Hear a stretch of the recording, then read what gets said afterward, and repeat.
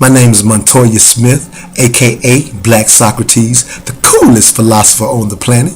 You can hear me every Sunday night on the Mental Dialogue Talk Show from 7 to 8 p.m. Eastern Standard Time on glanceradio.com, where all I ask is that you think. Tonight's piece of my mind is racism today comparable to racism of 50 years ago during the Civil Rights Movement. 50 years ago, we're in 2013 right now, marks 1963 when we hear Dr. Martin Luther King give the greatest speech ever known to man in I Have a Dream. And today we're exploring where are we at. We're coming off 2 tumultuous weeks with the Trayvon Martin the George Zimmerman decision in the trial in reference to Trayvon Martin losing his life a year ago in that tragic, senseless death when he was racially profiled. And now we are hearing how America has come so far apart. When you look at that trial from a black person's perspective, they're like, well, how could they come to that decision? And you got the majority of Americans, white America, saying, well, what is black people missing in this situation? And so it brings up the idea of, one, why are we so far apart? And, why do we see things so differently? And, blacks would point to the Zimmerman decision to say racism is alive and well and something that we absolutely need to be worried about. And white people are a little confused and say, well, what are they coming together for? Because based on the evidence, Trayvon Martin was the aggressor, and so therefore Zimmerman had a right to defend himself. So we've been battling back and forth, but to compare racism of yesteryear to today, because obviously this conversation is coming up due to the Trayvon Martin trial, I want to liken it to racism to what I consider an alligator in the river, where we have the have-nots on one side and the haves on another side.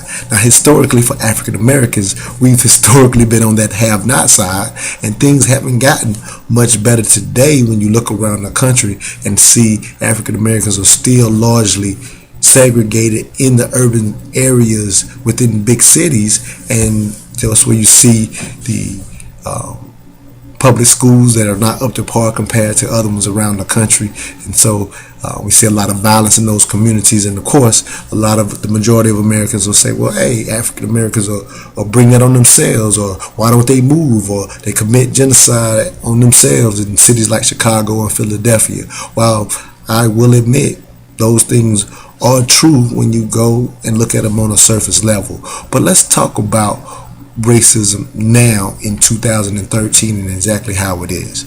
Now, let's go back to this big alligator in the river, which I will refer to as racism. That is the alligator.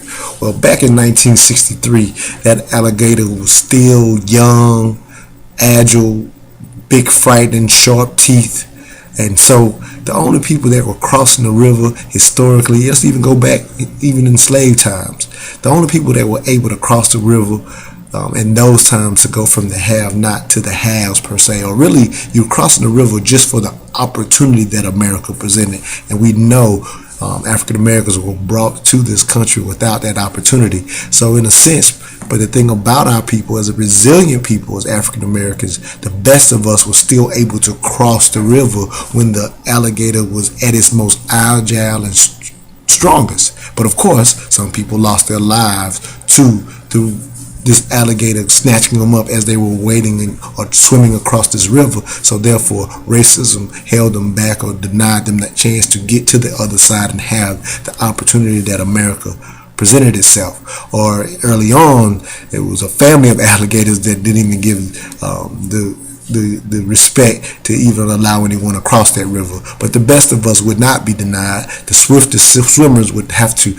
swim across that river and get to the other side, because children were raised back in those times, African American children specifically, were told in order to just have a chance in America, you need to be twice as good as whites. So only the best of us would cross the river.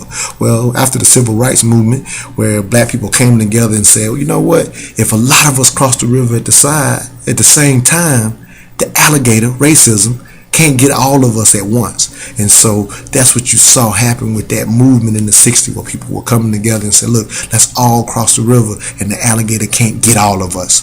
But some of them sacrificed themselves so that our generation would have an opportunity to already be on that other side as they made their lives better and had children and things of that nature. Well, so what happened is, as we've seen improvement from the times of civil rights, because when people say things have not changed, then I need to remind them in 1963 is also the year that we lost Medgar Evers. We also lost Annie Mae Collins, Cynthia Wesley, Carol Robinson, and as well as Denise. I forget Denise's last name right now, but the 4 young ladies at the 16th Street bombing in Alabama. We also saw a governor in this country, Governor Wallace, specifically of Alabama, stand in the front doors of the University of Alabama and deny Vivian Malone and James Hood the opportunity to even attend their colleges they tried to integrate the University of Alabama. So, more overt situations, but that is an alligator alive and well and kicking with sharp teeth, denying anyone from crossing that river every step of the way. Well, now the alligator has gotten older, gotten a little fat and lazy from all of his devouring that it did in the 400 years of slavery up until now. And so the alligator is not as strong and as live and as vibrant. The teeth lost a few teeth, and so now we have more people crossing the river. And so we kind of got to the point where we didn't even talk about, or we won't talk about, the alligator that's still in the river. And so when we have a situation like Trayvon Martin, the alligator roars up and bites again. And so for people who have been afraid to cross the river for a lot of years, or say, well, hey, see, the alligator is still there, it's still live and kicking. Well, the truth is the alligator is still slow, fat, and dumb, teeth not as sharp. So, but we will give the alligator power when we have the Trayvon Martins and the Oscar Grants and say the alligator is exactly what it used to be, and we can't cross the river, and choose to stay on the have-not side versus crossing the river. But I'm here to tell you, even with the situation with Trayvon Martin, it's not to trivialize the loss of that young man, because I'm deeply hurt, and I want to follow Sabrina Fulton's word and ensure that this no longer happens to another black boy. But what I'm talking about happening to another black boy, I'm not talking about just simply a situation where a non-black, a Hispanic, white American like a Zimmerman or another white cop kills a young brother, even though that happens way too often. Because what the majority of Americans won't speak about is, why does it only happen to African Americans? See, that's the remnants of already being on the other side. You haven't had the experience of needing to cross, and so therefore you don't understand that plight. When you're already on the have side, then you don't quite understand. You say, oh, well, that's tragic, or you'll even say Zimmerman should have never got out the truck, but then you'll turn around and say, well, he had a right to defend himself. And so while I, believe it or not, as an African American, understand that thinking, you're not considering the history of having to cross that river, and you think that because a few people have, everything's okay. Well, that's not the case. But I will tell the have-nots who are afraid to cross that river, the alligator is not alive and well and thriving. It's still in the river. We need to be aware of the fact that the alligator is in the river. But understand, it's not the same alligator it used to be. We can cross. We can still cross. But if you believe that alligator is alive and kicking and vibrant as well as it always has been, you will never cross the river. I'm telling you, I do believe with each generation they get better when it comes to racism, and that alligator will eventually die. And when that happens, we can all cross the river.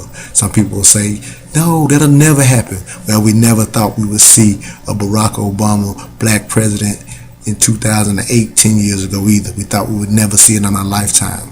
Things are improving, but we are not where we need to be yet. But I promise you, we can cross the river.